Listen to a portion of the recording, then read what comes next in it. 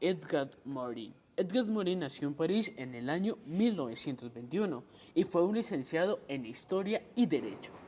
En 1942 interrumpió sus estudios al unirse a la resistencia tras la invasión nazi. Terminada la guerra, se unió al ejército de la Alemania.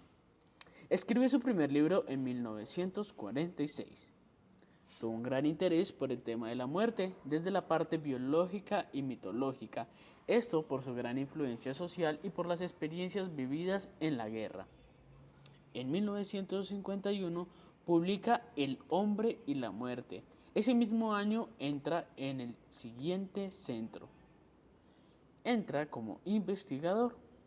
Luego se la pasa estudiando por 5 años acerca de el hombre imaginario.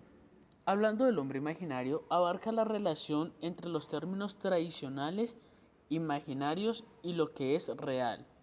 Su centro de interés sigue siendo, a pesar de todo, la muerte. Explora el mundo del cine. A partir del cine, no explora solamente el ámbito que tenía el cine hacia las personas, la influencia que había hacia ellas, sino que también lo utilizó como un método no solo social y antropológico, sino también desde la perspectiva para ver la mitología. Publica El cine o el hombre imaginario en 1952. Publicó también Las Stars en 1957. También funda la revista Arguments en ese mismo año. Muestra en sus escritos también cómo rompe con el marxismo y cómo muestra su iconoclastia, que es el proceso de romper imágenes religiosas que tengan que ver con acerca de una religión.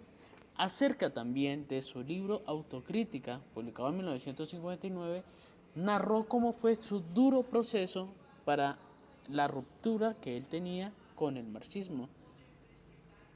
También en 1962 sigue escribiendo una de sus obras más importantes.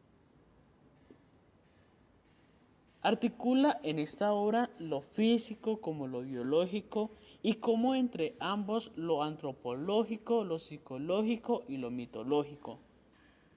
Durante un periodo de enfermedad que Edgar pasó de 1962 a 1963, escribe también la siguiente obra.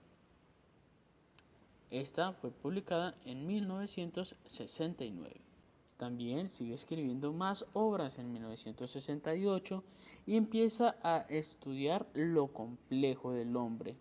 En eso, Edgar quiere hacer entender al hombre que sus escritos no son solamente para leerlos, sino una profundización para hacerlos utilizados en cualquier campo, en cualquier práctica. Fue un gran hombre y fue invitado para varios discursos, como el conocido Grupo de los 10, que traían lenguajes novedosos, donde estuvo del 68 al 75. Allí conoció a Jacques y este hizo que entrara a un instituto en donde él estudió la biología molecular y la genética. También conoció a otro pensador, donde en 1971 crearon los pensadores críticos. Finalmente regresa a Francia y funda la siguiente institución. En 1973 termina con uno de sus grandes tomos, que son 4 de El Método. El primero, La naturaleza de la naturaleza.